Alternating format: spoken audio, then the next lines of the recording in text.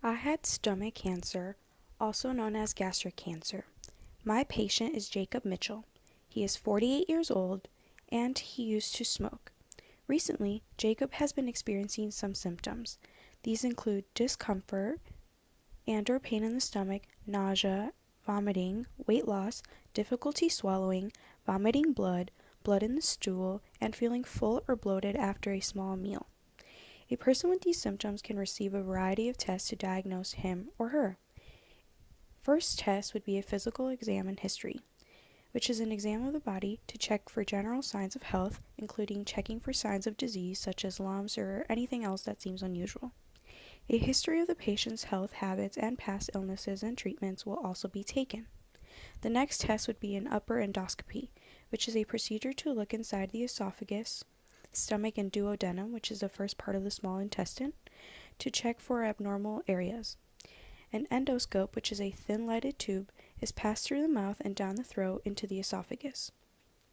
An endoscopic ultrasound, or EUS, is a procedure in which an endoscope is inserted into the body, usually through the mouth or rectum, and a probe at the end of the endoscope is used to bounce high-energy sound waves, or an ultrasound, off the internal tissues or organs and makes echoes. The echoes form a picture of body tissues called a sonogram. This procedure is also called an endosonography.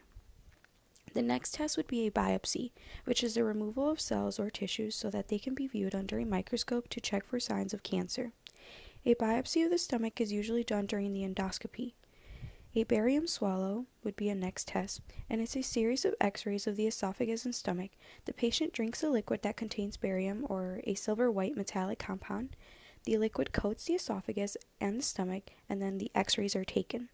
This procedure is also called an upper GI series. The next test is the test I performed on my patient.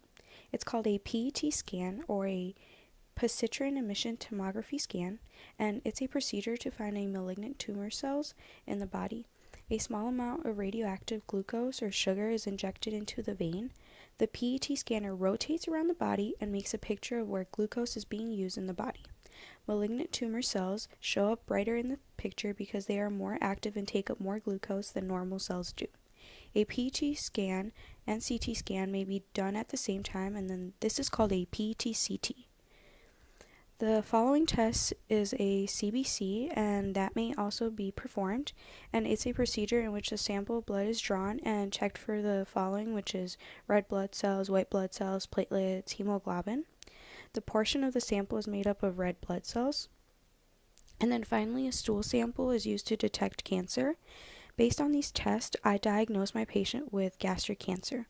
Stomach cancer is the accumulation of abnormal, malignant group of cells that forms a mass in the part of the stomach. The organ functions. The function of a healthy stomach is to secrete acid and enzymes to digest food. The muscle tissue called rugae lines in the stomach. The stomach muscles contract for a period of time, turning food to enhance. The pyloric sphincter is the muscle belt that opens to allow food to pass from the stomach to the small intestine. The glands in the stomach lining produce stomach acid and enzymes that digest protein. The stomach acid then signals to the pancreas to produce digestive juices and enzymes to further break down the food. Muscular tissue turns the food and other contents of the stomach. The glandular tissue produces digestive juices, including acid and enzymes. And then finally, the epithelial tissue covers the inner and outer surfaces of the stomach. The stomach is a hollow organ that lies between the esophagus, the food pipe, and the duodenum, which is a small intestine. It is the expanded part of the gastrointestinal tract, or the gut, that plays an important role in the digestion of food. The churning of food and gastric acid secretion breaks down food into smaller particles and simpler compounds for further digestion and subsequent absorption in the small intestine. Certain nutrients and substances are also absorbed in the stomach. The stomach has 4 parts. The cardia, fundus, and the body are the proximal parts of the stomach. The 2 lower parts are the antrum and the pylorus, and then they are the distal part of the stomach. The greater curvature of the stomach is also the anteromedial in the left region of the body, and the lesser curvature extends from the cardia and is superior to the pyloric antrum. The cardia is the area where the esophagus meets the stomach, or the Z-line. The passage of food through which this area is regulated by the lower esophageal sphincter, or cardiac sphincter. Fundus is the uppermost area of the stomach that lies underneath the diaphragm. It ends in line with the cardia. And then the body is the largest part of the stomach between the fundus and the pylorus. And then the pylorus is the area through which the gastric contents flow out of the stomach and into the duodenum. It is divided into the pyloric antrum, which lies next to the body, and the pyloric canal, which lies next to the duodenum. The passage of food from the stomach into the duodenum is regulated by the pyloric sphincter. Cancer starts on the cells in the body, begins to grow out of control. It can spread to many areas of the body. Stomach cancer starts again in the stomach. To begin with, food enters the esophagus, which is the tube that carries food through the neck and chest to the stomach. The esophagus then joins to the stomach through the gastroesophageal junction underneath the diaphragm. The stomach holds the food in digestion, secreting the gastric juice. Then the food is emptied into the duodenum. Stomach cancer not only affects nearby organs, but also the lymph nodes. The cancer can move through 3 different channels in the body: the lymph system, tissue, and blood, depending on which channel is used. So digestive system, the circulatory system, and the immune system are affected. Depending on which channel is used, the new cancer may develop in a nearby organ, or could in fact develop in an organ that is really nowhere near the stomach. If the tumor grows right through the stomach's outermost layer, in this instant the tumor can grow out of the stomach and right into the nearby organ, most likely the intestine, esophagus, or pancreas. Secondly, stomach cancer can also spread through the bloodstream system. In this instant, it would most likely spread to the lungs or liver.